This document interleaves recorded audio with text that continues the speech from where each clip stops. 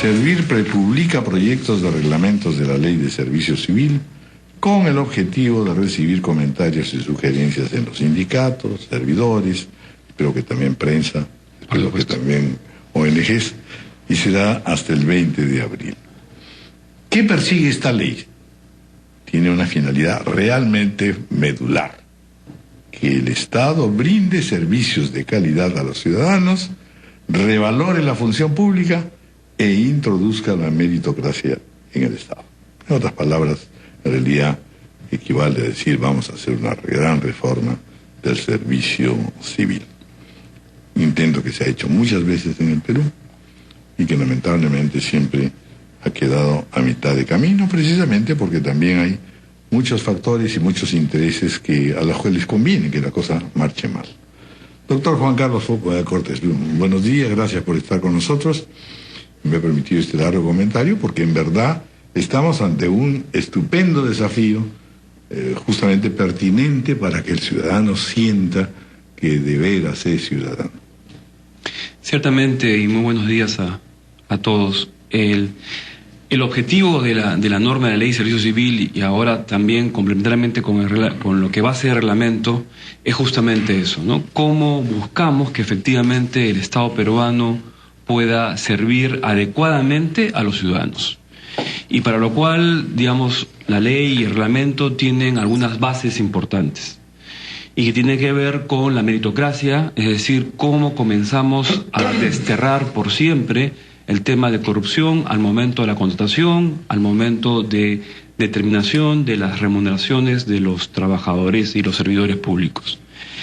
Y tiene como base también el tema de la capacitación, porque lo que viene sucediendo en el Perú es que la calidad de la educación y la formación en general y para los servidores públicos ha decaído de una manera importante, a pesar que existen, digamos, algunas excepciones, pero tenemos un problema muy serio de cómo podemos en realidad afrontar los problemas que se han presentado y se presentan todos los días en el Estado peruano.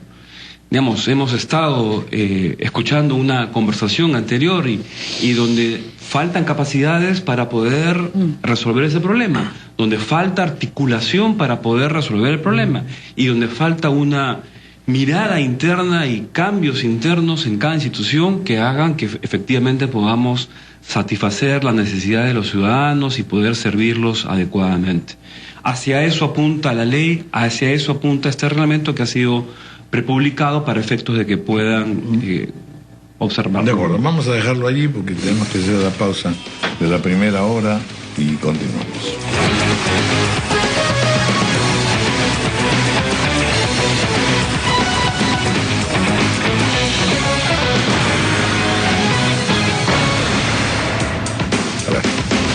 Bueno, estamos viendo cuáles van más bien ahora en esta etapa de recibir aportes,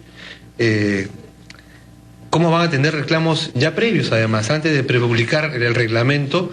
Hay sectores de diferentes municipios, Poder Judicial, que dicen, no, todos quieren ser exonerados. ¿Por qué? Digamos, hay una cosa media complicada en el país, ¿no? En términos generales y en el sector público especialmente, donde a veces se cree que las cosas que uno hace son únicas y en realidad no es tan así, ¿no? O sea, es bien entretenido. Yo soy un tratamiento especial. Yo soy especial y obviamente se olvidan de un tema importantísimo que es la mirada, es una mirada global. Tenemos que ver, por ejemplo, el tema de remuneraciones y de compensaciones a nivel del Estado, porque lo que ha sucedido en los últimos años es que hay sectores realmente que ganan demasiado poco y otros sectores que ganan, digamos, más o menos bien.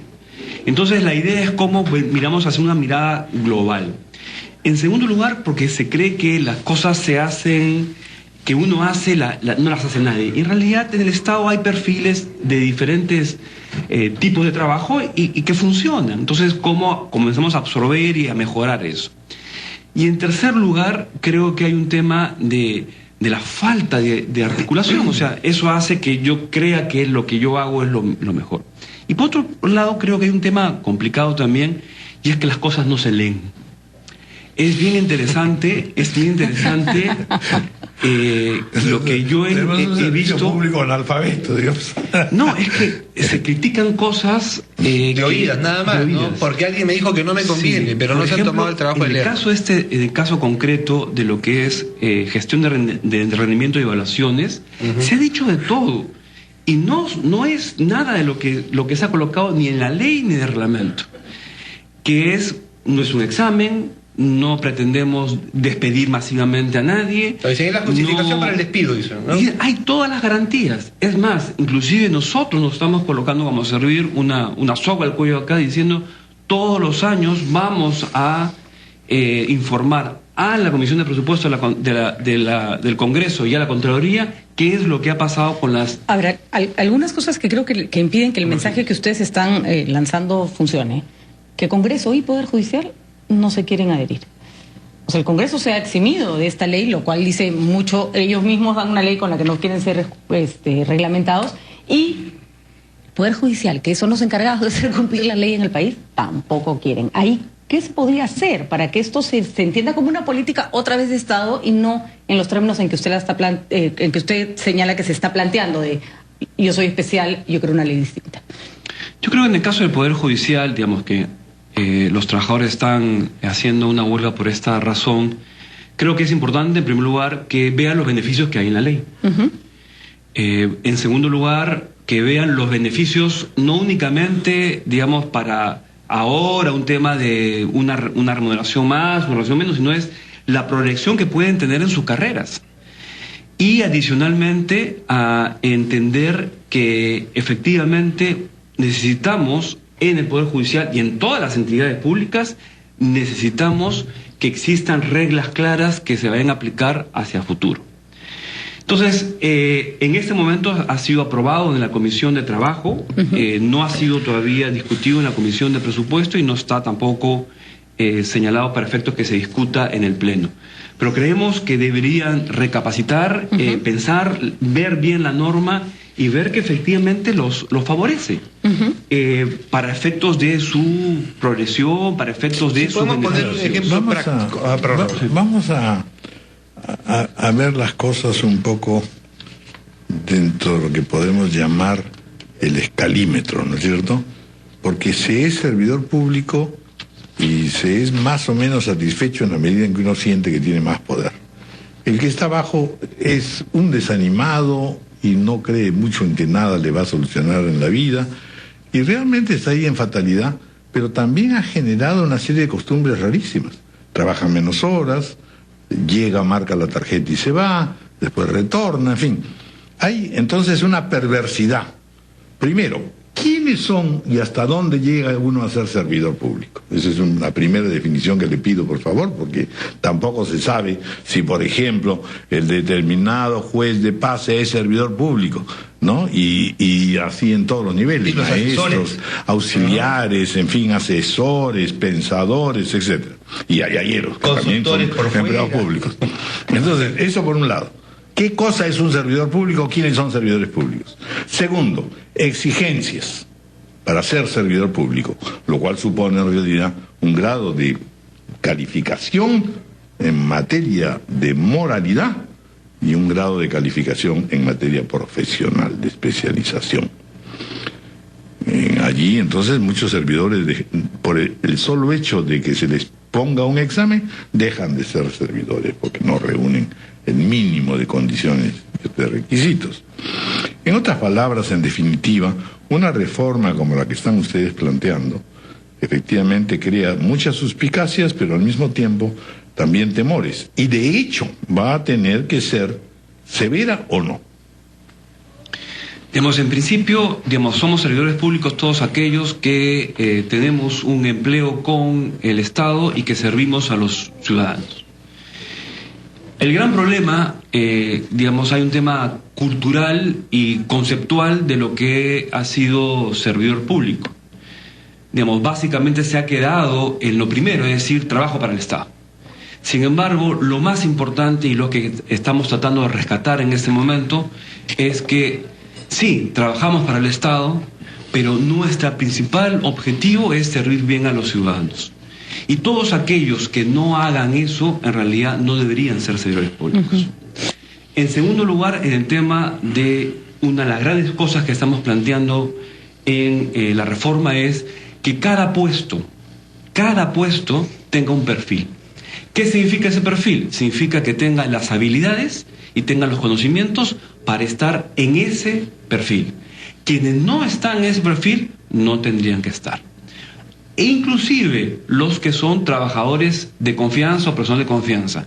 Yo, digamos, puedo escoger a un personal de confianza, digamos, mi asistente o mi asesora,